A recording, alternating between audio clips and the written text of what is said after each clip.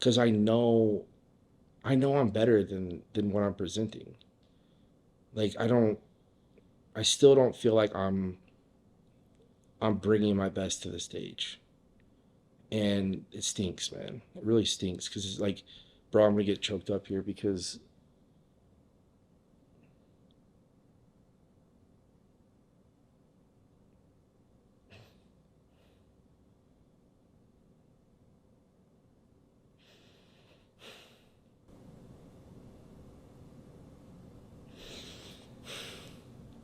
it's just hard, man.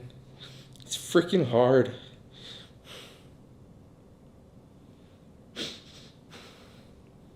It's not just hard on me, it's hard on her too. Look.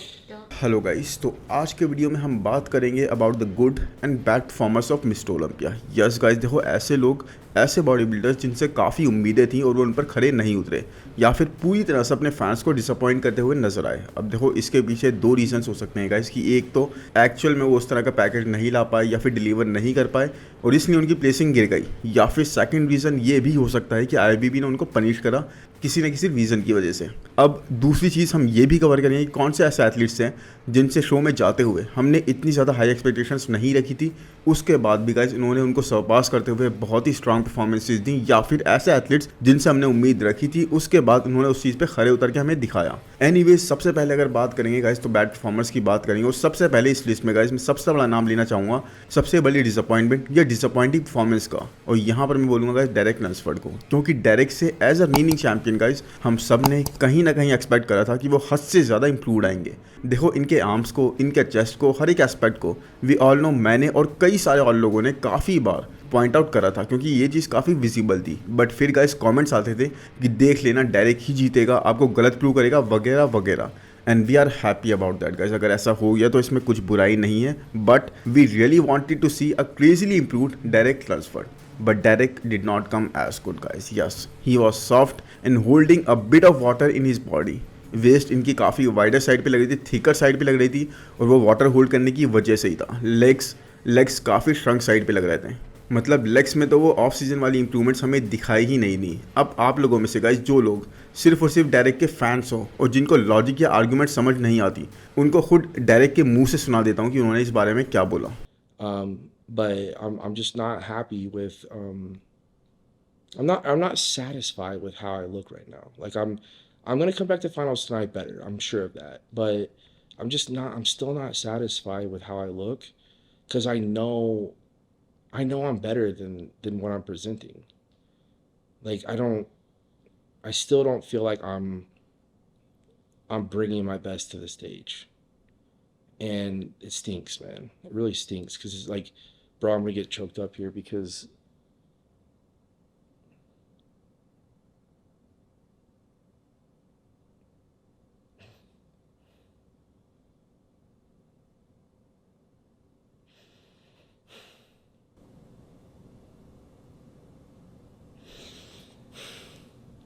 it's just hard, man. It's freaking hard.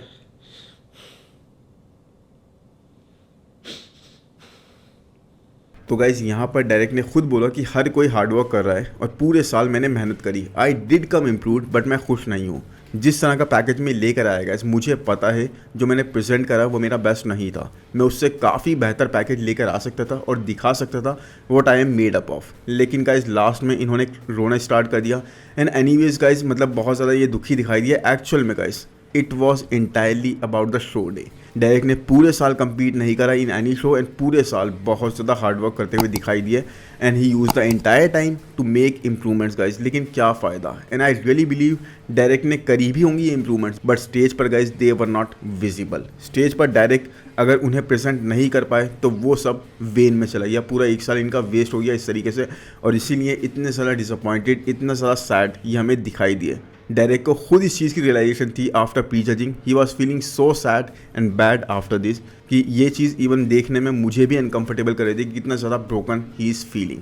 अब देखो यहाँ से direct कहाँ जाते हैं guys, किस तरह का कमबैक करते हैं, आनो क्लासिक में जाते हैं, ये तो देखना बाकी है, but let's C.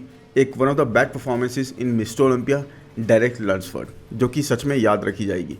Second bad performance यहाँ पर मैं बोलूँगा गाइस रमोन डिनो। देखो रमोन डिनो से ख़ास तौर पर उनके फैंस की बहुत ही ज़्यादा हाई होप्स थी, मतलब हद से ज़्यादा, कि क्रिस को भी बीट कर देंगे, सेकंड आ जाएंगे वगैरह वगैरह। अब वो लोग ये सोचकर खुद को तसल्ली दे रहे हैं कि चलो वेस्ली को तो बीट कर दिया, बट भाई चैलेंज यहाँ पर क्रिस को बीट करना था या फिर सेकंड पर दोबारा से अपनी जगह बनानी थी, जो लास्ट 2 सालों से आप करते आ रहे हो। देखो पिछले 2 सालों में गाइस रामोन ने खुद को सेकंड प्लेस पर बहुत अच्छे से एस्टेब्लिश कर दिया है, या फिर मैं बोलूँ कर दिया था। बाकी रामोन डिनो इस साल गाइस अगेन वही चीज़ रिपीट नहीं कर पाए।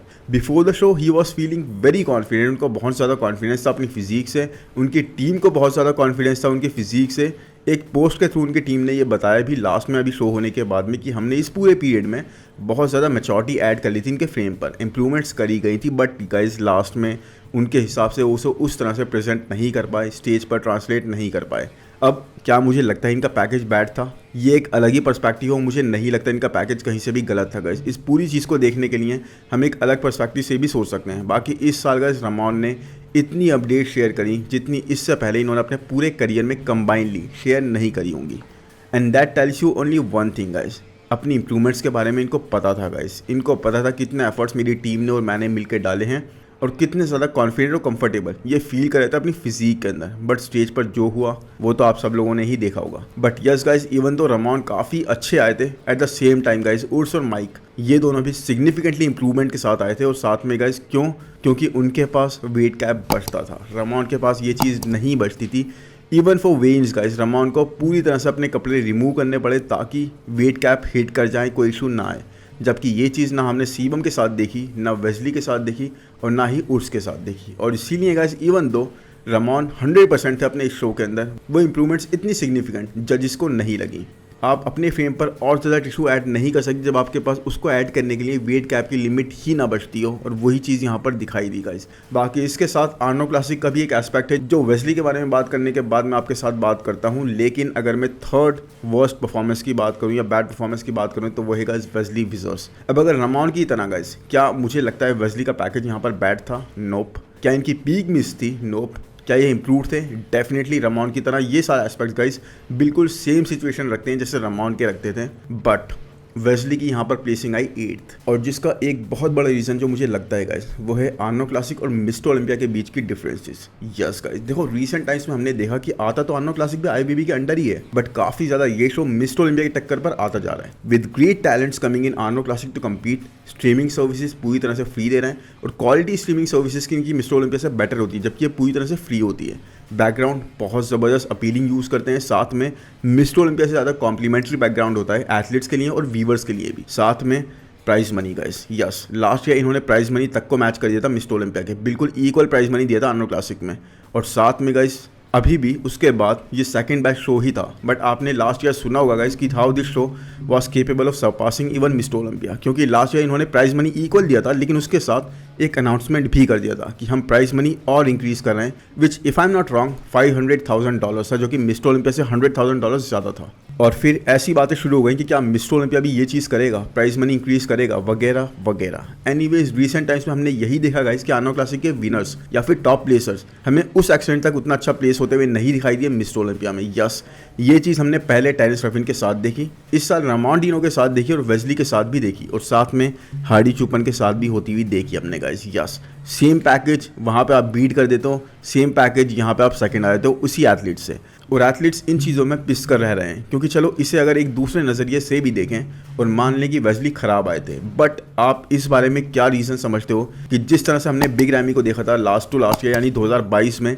क्लियरली इन 2022 मिस्टर ओलंपिया में पनिश होते हुए, जहाँ पर उनको कॉर्नर में मूव कर दिया था एंड फिर किसी और से कंपेयर ही नहीं करा गया, एंड तक वो बिल्कुल कॉर्नर में ही खड़े थे और सब ने बोला था कि एटलीस्ट मूव करके कंपेयर तो करते, बट नहीं करा गया। वैसे ही यहाँ पर वेस्ली के साथ देखा गया। और क्या ये सही था गाइस? एक आर्नो क्लासिक विनर जो ऑन था guys, yes he was not at all missing peak और एनीथिंग, अपना एब्सोल्युटली इन्होंने आर्नो क्लासिक का पैकेज रिपीट कर दिया था। अगर उसके साथ इंप्रूवमेंट्स के साथ आप मानोगे नहीं आए थे तब भी वो पैकेज टोटली रिपीट था। उसके बाद भी गाइस जजेस ने उन्हें मूव तक नहीं करा to compare with anyone else. Now I can still believe कि लेग्स का इशू था, बट आप एक बात बताओ, आपकी खुद की कंपनी है और किसी एम्प्लॉय को आप फीडबैक दोगे कि भाई ये चीज़ इंप्रूव करनी है आपके प्रमोशन के लिए, और ये चीज़ आपकी सही है, यहाँ पर इतने इंप्रूवमेंट्स की जरूरत नहीं है, आप यहाँ पर ठीक हो, तो इससे उस एम्प्लॉय को क्या लगेगा कि yes guys I don't need to work here, right? ये चीज़ें इंप्रूवमेंट्स नहीं मांग रही हैं, जहाँ पर इंप्रूवमेंट्स का स्कोप है वहाँ मुझे इंप्रूवमेंट्स करनी चाहिए, ये चीज़ मेरी कोई भी कमी नहीं रखती। कुछ ऐसा ही इन्होंने भी सोचा होगा। They are not my lagging parts, इनसे यही बोला गया। टाइलर मीनियन ने खुद बोला था, जो वीडियो मैंने आपको दिखाया भी था पहले, कि भाई आपके लेग्स लैक नहीं कर रहे थे, ये एक वीकनेस नहीं है, जिसे वेस्ली ने कई बार रिपीट करा पॉडकास्ट के अंदर, बिकॉज टाइलर ने खुद ये बोला था। और फिर मिस्टर ओलंपिया में अगर आप अपने लेग्स को एक रीजन रखकर प्लेसिंग इस तरह से एस्टेब्लिश करो, इसका मतलब तो यही हुआ ना कि आप गुमराह कर रहे हो एथलीट को कि भाई यहाँ पे इंप्रूवमेंट नहीं चाहिए, ये चीज़ नहीं करो। जब आप कॉपी चेक कराने जाओ तो आपको बोले कि आंसर सही है, जब एग्जाम में वही आंसर लिखो तो आपको बोला जाए कि आंसर गलत है। कैसा लगेगा आपको उसी आंसर से आपको अगर फेल कर दे तो? यस गाइज, वही हुआ यहाँ पर वेस्ली विजर्स के साथ। Maybe it is true that the Arnold and the Olympia judge a bit differently, depending on what kind of physique they want to see. I'm, of course, as I mentioned, a Golden Era bodybuilder. And maybe here they judge a little differently, different lighting, you just don't know.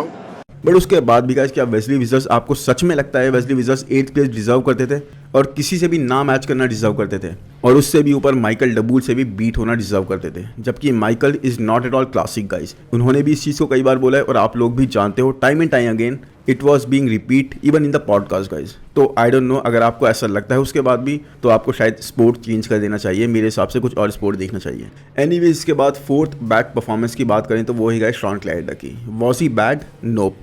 क्या चीज़ थी फिर? सिर्फ एक size smaller था guys, size कम आया था इनका, उस तरह का साइज़ नहीं लाए थे, बाकी हर एक चीज़ ऑन थी। And this is basically guys इनके कोच का फॉल्ट है, क्योंकि उस तरह से आप इनकी फिजिक को लीड करना, उस कंपटीशन के हिसाब से लेकर आना, क्या चीज़ चाहिए उस हिसाब से लेकर आना, मेरे हिसाब से इस चीज़ में कोच और एथलीट की बहुत ज़्यादा एक कंपैटिबिलिटी बननी चाहिए। जहाँ पर कोच ने खुद एक पोस्ट डाला था, उन्होंने बताया कि हमने इस चीज़ को गलत रीड कर लिया, हम खुश हैं कि अपना बेस्ट पैकेज लेकर आए, लेकिन हमने इस चीज़ को गलत रीड कर लिया। मैट जॉनसन का खुद का पोस्ट था। तो यहाँ पर गाइस देखो, बाद में मैट ने ये चीज़ बोली भी, लेकिन अगर मैं एक बात आपको क्लियरली बताऊँ, recently Matt Johnson has been making lots of mistake guys. पहले आपने देखा, देखो निक वॉकर के साथ इनकी मिस्टेक्स, उनकी फिजिक को लीड नहीं कर पाए, उनकी फिजिक उस तरह से रिस्पॉन्ड नहीं कर रही थी। उसके बाद शॉन क्लाइडर, अभी I think in terms of size मैं बोलूँगा स्मॉलेस्ट पैकेज था ये शॉन क्लाइडर का, जबकि यहाँ पर उनको साइज़ बहुत ज़्यादा रोक सकता था, स्पेशली जब क्योन पेसन इतने ज़्यादा ह्यूज आए थे। तो एक ये मुझे लगता है गाइस, मैट के बारे में ना बहुत ज़्यादा बातें हो रही हैं कि उनके पास दूसरे भी कई सारे बिजनेसेस हैं, वो इस तरह एथलीट्स पे ध्यान नहीं देते, उनको अपनी दूसरी चीज़ों में इन्वॉल्व रहते हैं। और अगर ऐसा है गाइस, तो मेरे हिसाब से रीसेंट कुछ अप्रोचेस मैट की नहीं चल रही हैं, वो इस तरह से ध्यान नहीं देना अपने एथलीट्स पे। मेरे हिसाब से शॉन और निक दोनों को इस वक्त इट्स हाई टाइम गाइज अपने कोच को चेंज करने का, रिप्लेस करने का डिसाइड कर लेना चाहिए। एनीवेज, इसके बाद guys fifth bad performance is about Erin Banks. Yes, 2022 से गाइज वो ऑरा, वो एक एक्स फैक्टर जो एरिन के पास हमें दिखता था, वो बिल्कुल मिसिंग सा है, उस तरह से हम नहीं देख पा रहे हैं। हर aspect is down guys. Even after improvements आप इनकी पोजिंग में वो फायर नहीं देखोगे, इवन इनकी वेस्ट आप वाइडर साइड पे देखोगे, इनका एब्डोमिनल आप थोड़ा सा ब्लोटेड साइड पे देखोगे, नहीं गाइस, वो पैकेज हम नहीं देख पा रहे हैं एरिन का। Even after such a long gap, एक साल के इंप्रूवमेंट्स के गैप के बाद हम सोच रहे थे इस साल एरिन बहुत ज़्यादा शॉक कर देंगे और Erin can definitely be in top 2, but Erin की परफॉर्मेंस बहुत ज़्यादा डिसअपॉइंटिंग रही।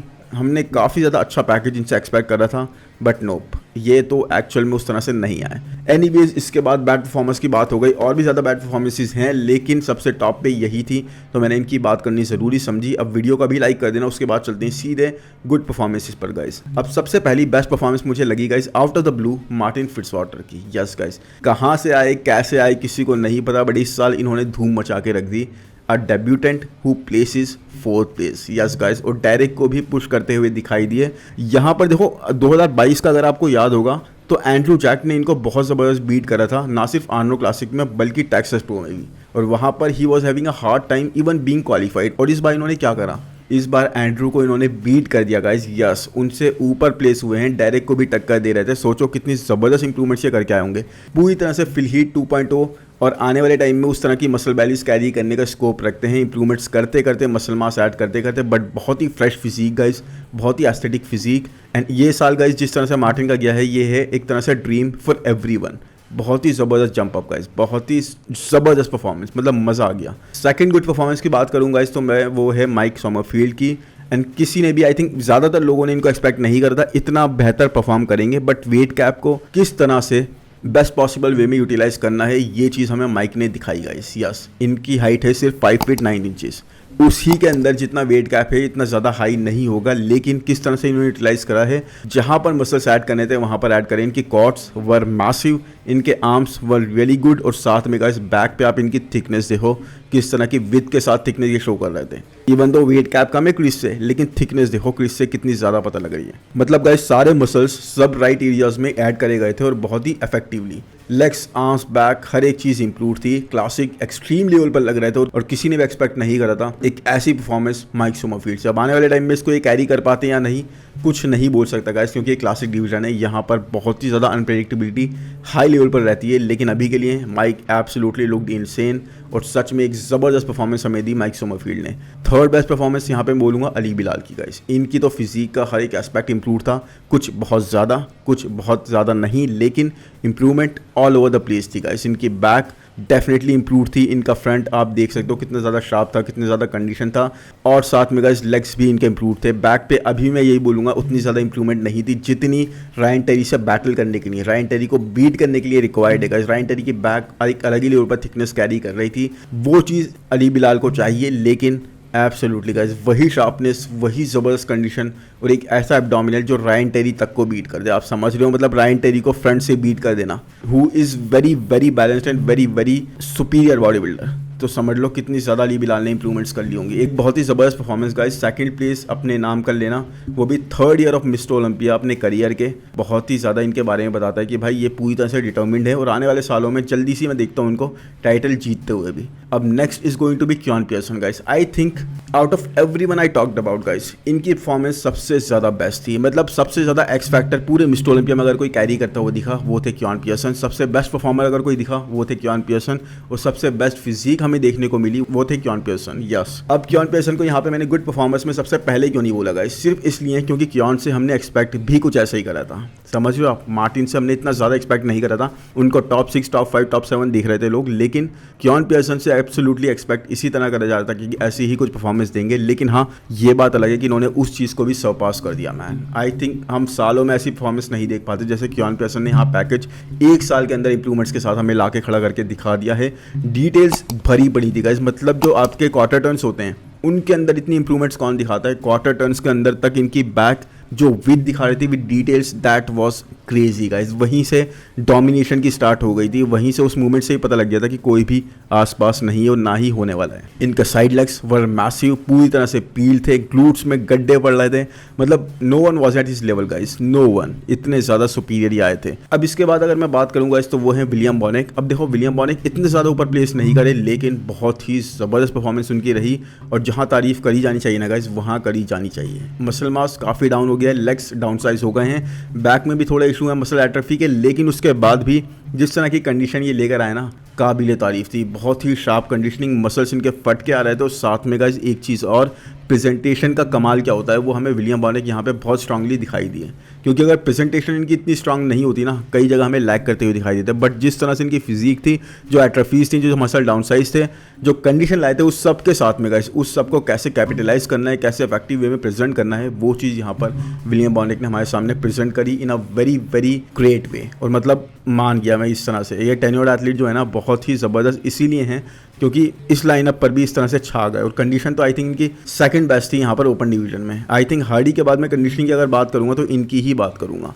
एनीवेज उसके बाद गाइस अगर लास्टली बात करूँ मैं तो वो है उर्स कैल्सिंस की। उर्स ने पूरे साल कोई अपडेट शेयर नहीं करी, सब बिल्कुल ऐसे हो गए थे कि उर्स इस बार या तो बिल्कुल धमाका करेंगे या फिर हमें वैसे पैकेज देखने को मिलेगा, लेकिन उर्स ने वही करा गाइस। स्टेज पर जब इनको देखा सब हिल गए, इतनी ज़्यादा कंडीशन ये लेकर आए थे, बट साथ में गाइस जो लैगिंग एरियाज थे जहाँ पे मसल मास की ज़रूरत थी आर्म्स पर और साथ में बैक पर, वहाँ डेफिनेटली इंप्रूवमेंट थी गाइस। और जजिस को यही देखना था कि आप इंप्रूवमेंट्स कितनी करके आते हो। इन्होंने इंप्रूव करा और देख लो इनकी प्लेसिंग थर्ड आई है इस बार। रमॉन को, ब्रियन को, वेस्ली को, सबको बीट करते चलेगा और यहाँ पर सबसे ऊपर प्लेस होगा इस तरह से।